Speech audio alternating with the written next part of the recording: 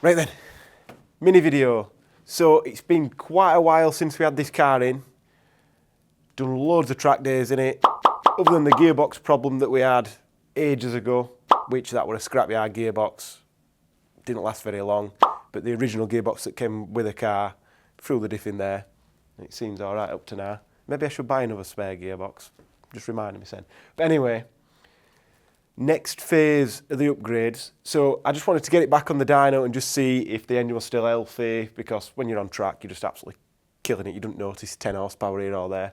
But obviously when it comes to dyno in it, we can see exactly what it's doing. The tyres at the minute are some Uniroyal Rain Sports, because last track day we were doing some testing, tyre pressures, and we've got 4 different sets of tyres that we're testing to see which ones are the best. And so far, everybody runs these at track days. So far these ones seem to be the best ones, but the tests weren't as accurate as I'd hoped it was. But anyway, still got more to do. Luckily these 8-inch wheels fit the Golf and this as well, so we can do whatever testing we're doing on the Golf 8-inch wheels we can do on this. But anyway, I digress. So this is the dyno runs that we've just done. So 160 is what it did standard all the time ago when we first got it. I'd have to have a look what dates that were. Then 203.8 is roughly what it did the last time it were on the dyno, but that were on Pilot Sport 4 tyres. Now we're doing 209, so we've sort of been claiming that sort of power anyway. So yeah, it's still healthy, still at 350 pounds-feet of torque. It's nice spread of power. Just what I've always thought this car lacked, when you're on track, you feel like you want to change up at 4,000 RPM. Whereas I want to be changing up more like 5,000. So to do that, we've got a restriction in the engine, which is pretty much every modern diesel engine that we get in. If we're just doing a stage 1 tune, even taking all the emission stuff off, you're always limited by how hot the engine's getting, and that's determined by generally how much air the turbo can flow. So, put simply, the turbo's too small. I want to rev it more. We're limited power-wise. Let's put a big one in and see what we can do. So we've not got anything out ready for this. We're sort of just going to see what we can come up with what we've got on the shelves. So we'll get cracking.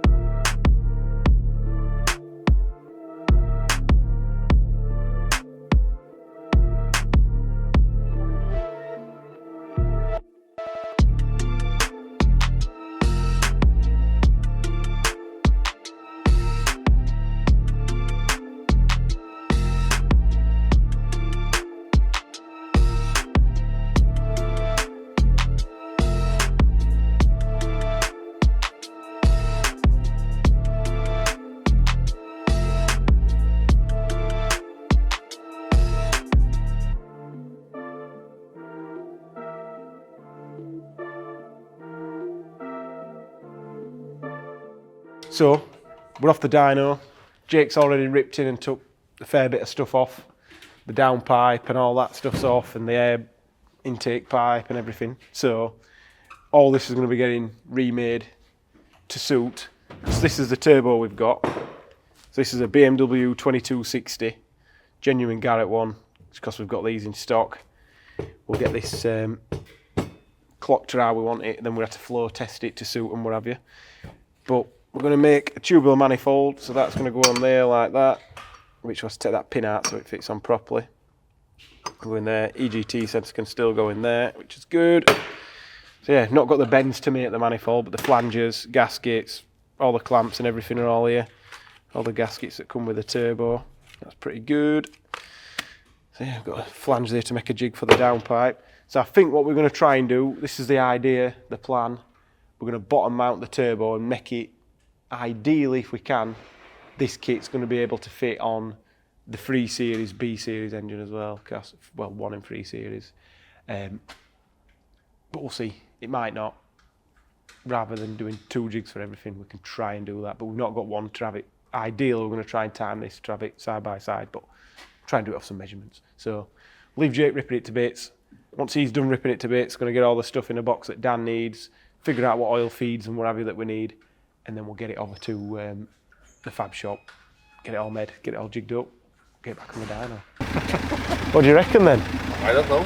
No. Have you not been out in it? I've just driven it to make sure that everything was running right. Right. I have to lower the spec down because boost control on the road for some reason that's acting weird at Right. 2.55, so bring it down to where it was. What, it's going up and then coming back down? Or? Yeah, I don't know. It's like it likes to keep the vanes open, but it's like constantly 100 millibar under. Right. So it's best to just put it back to where it was. Yeah, makes sense. Yeah, sweet. So, this is going to win the award for the worst project car vlog ever, because many moons ago we started taking it to bits. Oh dear, flies. And then we decided to start putting it back together and nobody filmed it. So, blame Dan, I think. But anyway, so when we were talking about it before, we had a BMW turbo, which is the V-band one, which I prefer for new projects. But we've ended up with an Audi one, which is 3-bolt flange for both sides. The main reason for this, you can't really see too well here, but it's just space. Because we needed to leave the electronic actuator on, we've not got a lot of room for the compressor cover, and we'll try and put a picture. I've probably got a picture of them side by side, or I can get one before this goes out. The BMW ones are a lot bigger, so it got in the way. So we put the Audi one on, that should work pretty good. So everything's on there. You can't really see the manifold, but I'm sure Danny's got some pictures of what it looks like. We've had to change all the inlet pipe because the standard one's a really flat, crap thing. The only thing we've not done, we just need to poop the breather back into the turbo inlet pipe. So this has been on the dyno, and up to now we're at 250 horsepower and... Oh, 1 second, I forgot. I'm back. And about 415 pounds-feet of torque.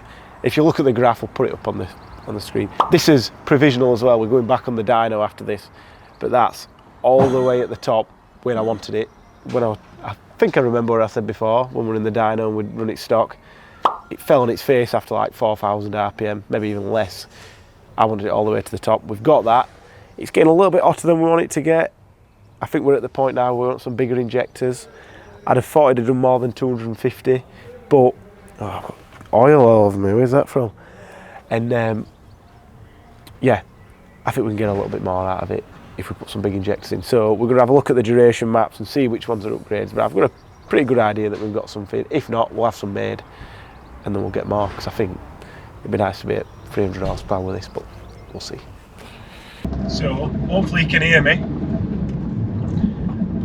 I've got my microphone on because I'm doing this on the hoof. So many moons have passed since I said I was going to go out for a drive in this car. I thought the first time I drive it, I don't want to be when I'm trying to talk about it, because it's easy to say something that feels really fast and amazing the first time. I wanted to use it a bit, let my missus use it a bit, let some of the other lads drive it and see what they reckon. But very, very surprised how good this feels. Like now I'm at 1500 RPM, just about to get into a national speed limit road. So when we get there, yeah, just about to get on it. Just touching the throttle and it gets up to speed, 40, just hit it, just straight there. Like 2000 RPM, 4th gear, and now I'm off straight away, 60 mile an hour. So it's definitely, sorry if the camera's shaking, it's not as immediate as it was with the standard turbo, but it was never going to be, because that turbo is an exceptional turbo for the sport at the bottom end, like 1000 RPM, you stamp your foot down, it got some light tyres up, which reminds me, I'll turn the traction control off,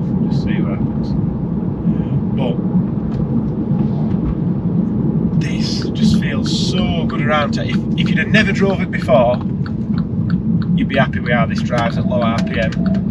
Everything. Like second gear now on a bypass. Straight there. Not really any smoke out the back, just a little bit on the limiter. But it's just ridiculous how much more it pulls. Like third gear, 3000 RPM, straight there, fourth, straight there, fifth, straight there. That's, I can't believe the acceleration at low RPM in the high gears. No surge. Definitely need alignment doing on this. It's got loads of toe out on it. It pulls all over the place. It's not me doing a YouTube. Ah! It just really does pull a little bit. But yeah, really happy with how this feels. I hate people that indicate right at roundabouts when they're going straight on. But super happy. I knew I'd be happy with it when I saw the torque curves and the power curves, but then driving it, like the transit light just touch it, then straight there. You've got turbo lag, it's not there. Like the standard turbo has no lag really. You've got the delay from you pressing the pedals and everything happening, but this has just got just enough there when you're lightly cruising, or giving it a little bit, and then you just bring it from around straight there. And that was third gear. Just ridiculous how good it feels. I think with how it sounds from the exhaust at upper RPMs, I think we're on the limit of what that standard exhaust will do. I think it's like just under 2.5 inches, but it's got a really restricted back box.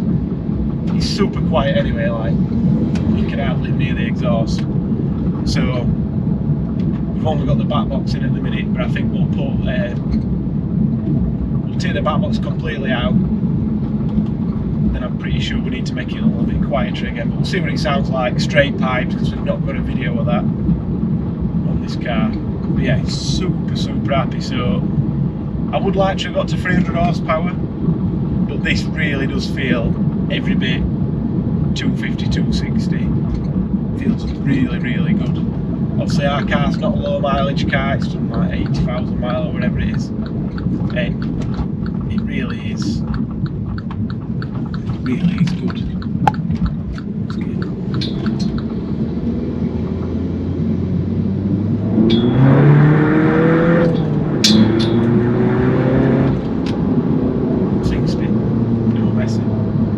So really happy. Can't believe how good it feels.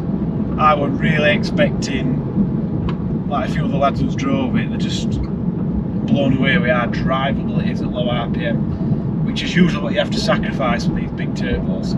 Not the case with this. So it's B series engine. Obviously it's got the 125D's a B series, that does good power. I would have expected a bit more from this. We'll see what it does with the exhaust unleashed. I think there's another 10 horsepower there. Predictions, see what you reckon. But I think if we can get some bigger injectors there, this should tip past 300. I have no reason, I can't see any reason why it wouldn't. The injectors don't seem to be stretching them too much. Boring myself. We don't seem to be stretching them too much on the duration. They just don't seem to be delivering what we'd expect in the time we'd expect. So that's probably with a nice set of custom injectors where we can really increase how quickly they open and how quickly they close, so then the duration's kept quite tight without actually increasing the size of any passages inside the injector, which would lower the, especially the nozzle, which would lower the atomisation. So we'll get a set of these modified as soon as possible. But yeah, really happy. If this were the only spec that you could go to just putting the turbo kit on and no other mods, then this is good. I'm sure as soon as we do the injectors, we'll find the limitation of the pump. But at the minute, it seems to be delivering. We're asking a lot of rail pressure, we're getting it all. So yeah, really happy. Super impressed we are, this works. This is exactly what I wanted from my track car. Power all the way to the limiter. I think Tom could lift it up a bit, but he were hearing the noise. Wondered what it was. It's the exhaust. So I think once we change the exhaust, we'll up the rev limiter a couple hundred RPM. Maybe back the fueling down a little bit for track use. I don't know. We'll see how hot it's getting. We need to log it on track. I ain't done a track day in ages. Every day we've done has been either a test day or a race. Really looking forward to getting back out in this again. We need to fix Scott's 125D because the fuel pump just decided to crap itself just around the corner from here. So yeah, we'll get it sorted. Thank you for watching.